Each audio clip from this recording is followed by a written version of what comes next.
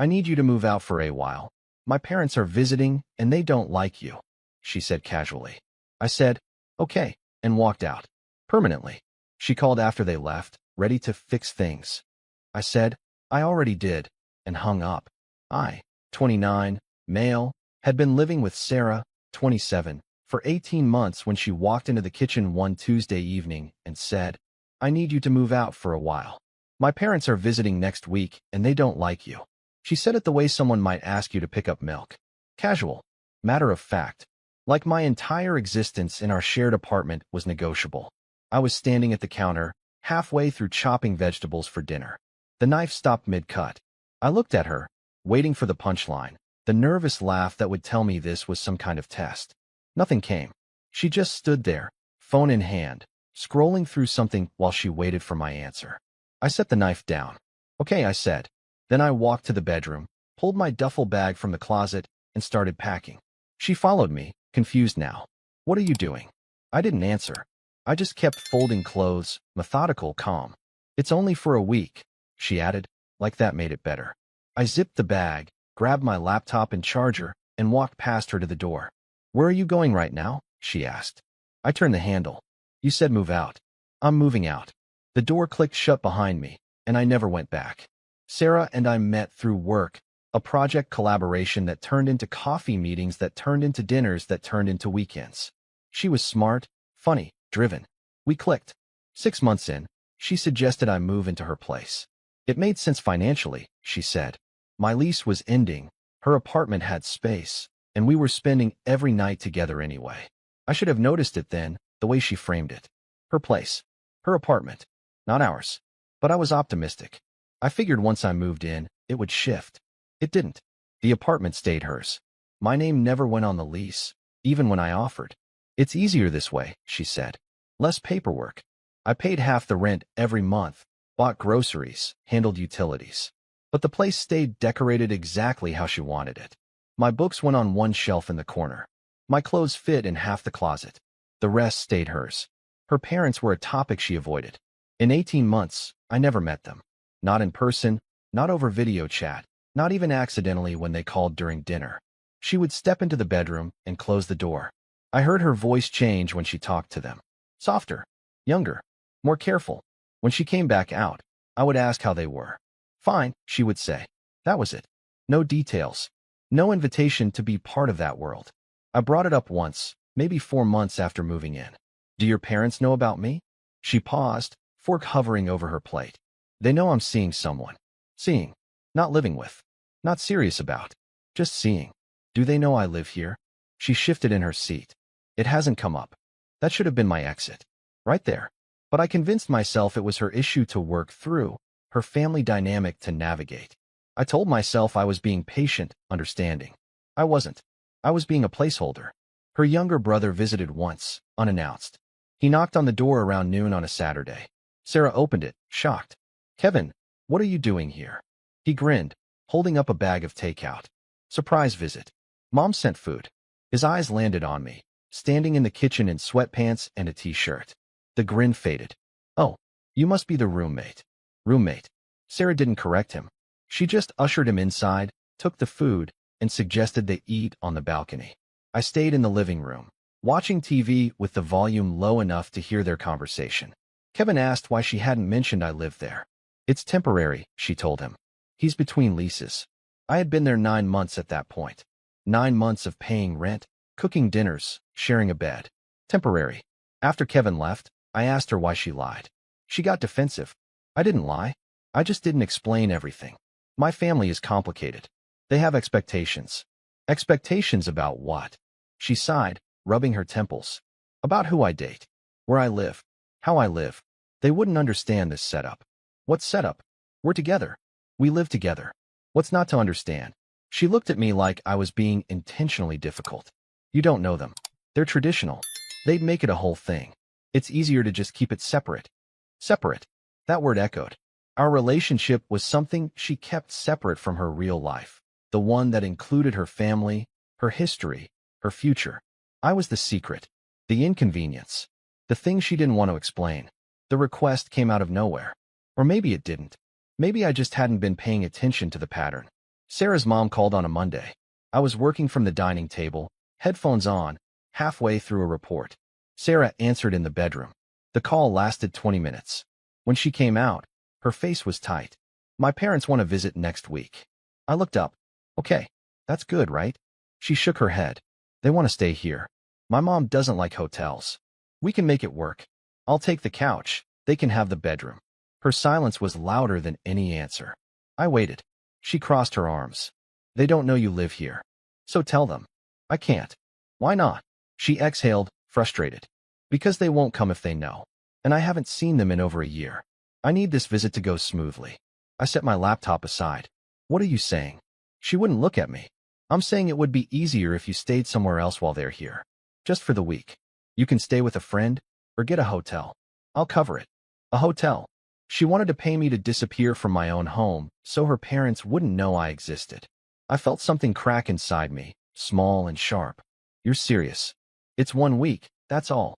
Then everything goes back to normal. Normal. As if normal hadn't been me erasing myself for 18 months. As if normal wasn't her treating me like a secret she was ashamed of. I stood up. When are they coming? Saturday. 3 days. She had waited until 3 days before to tell me I needed to be gone. Not because she forgot. Because she knew I would object, and she didn't want to deal with it any longer than necessary. I walked to the bedroom. She followed. What are you doing? Packing. She laughed, nervous. Right now? I said Saturday. I pulled the duffel bag from the closet. The same one I had used when I moved in. It still smelled like storage. You want me gone? I'm gone. Don't be dramatic. It's temporary. I folded a shirt, placed it in the bag. Another. My hands moved on autopilot. She grabbed my arm. Stop. Can we talk about this? I looked at her hand on my arm, then at her face. We just did. I pulled free, kept packing. Clothes. Toiletries. Laptop. Charger. She stood in the doorway, watching, arms crossed. You're being childish. I zipped the bag. You asked me to leave. I'm leaving. For the week. Not forever. I slung the bag over my shoulder. You don't get to decide that. I walked past her, grabbed my keys from the counter, my jacket from the hook. She followed me to the door. Where are you even going to go? I opened the door. Somewhere I'm not temporary. This is ridiculous. We can talk about this like adults.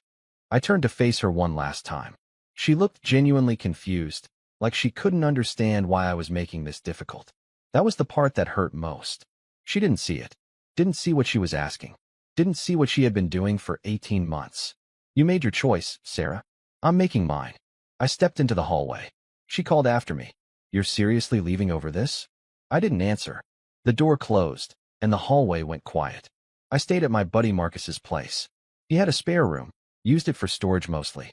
He cleared it out in an hour, didn't ask questions, just handed me a key and said I could stay as long as I needed. That first night, my phone lit up every 20 minutes. Sarah calling, texting, voicemails piling up. I didn't answer. I didn't block her either. I just let it ring. Let her messages sit unread. She needed to feel what I had felt for 18 months. Invisible. The first message was defensive. You're overreacting. Call me. The second was annoyed. This is childish. We need to talk. By the third, she was bargaining. Fine. I'll tell them about you. Just come back. I almost laughed. She thought this was negotiation. She thought I was bluffing, playing hardball to get what I wanted. She didn't understand. I already had what I wanted. Out. Marcus asked me about it over breakfast.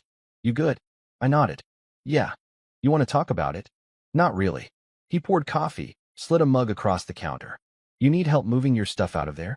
I hadn't thought that far ahead. My books. My desk. My winter clothes. They were still in her apartment. Technically, I had walked out with one bag and nothing else. Maybe next week, I said. He nodded. Just say when. The second day, Sarah's call stopped. I checked my phone, half expecting to feel relieved. Instead, I felt nothing. That was when I knew it was really over. Not because I was angry. Anger fades. But because I felt nothing, and nothing is permanent. Her parents arrived on Saturday. I knew because I still had access to the apartment building's guest Wi-Fi, and I could see the network log from my laptop. Her mom's phone connected at 11:47 a.m. I pictured Sarah greeting them at the door, smiling, pretending everything was perfect. Pretending I had never existed. I wondered if she had removed my things from sight. The book on the nightstand. the toothbrush in the bathroom, the jacket on the coat rack. Or maybe she had just shoved everything into the closet, out of view. Either way, I was erased. The following Friday, her parents left. I knew because the network log showed their phones disconnecting at 2:13 p.m. By 4:30, Sarah was calling again. This time, I answered. Not because I wanted to talk. Because I wanted to end it cleanly. Finally, she said, relief flooding her voice. I've been trying to reach you all week. I know. Silence. Then, carefully, my parents are gone. You can come back now. I was sitting in Marcus's living room, controller in hand, game paused on the TV. No. What do you mean, no? I mean I'm not coming back. Her voice shifted. Confused. Why not? I said you could come back. You told me to leave. I left. For the week. It was temporary. For you, maybe. Not for me. She exhaled, sharp. You're seriously doing this? Over 1 week. It's not about the week, Sarah. It's about 18 months of being treated like I don't exist. That's not fair. You asked me to move out of my own home so your parents wouldn't know I lived there. How is that fair? She paused. When she spoke again, her voice was smaller. I was going to tell them. After the visit. I just needed time. You had 18 months. My family is complicated. Every family is complicated. That's not an excuse. She tried a different angle. I love you. You know that. I closed my eyes. No, you don't. You love the idea of me. The version that fits into your life when it's convenient. But the second I became inconvenient, you erased me. That's not true, isn't it? Your brother called me your roommate. You told him I was temporary. You never corrected him. You never put my name on the lease. You never introduced me to your parents. You kept me separate from everything that mattered to you. Her breathing quickened. I needed time to figure out how to tell them. You needed me to be invisible. And I'm done being invisible. So that's it.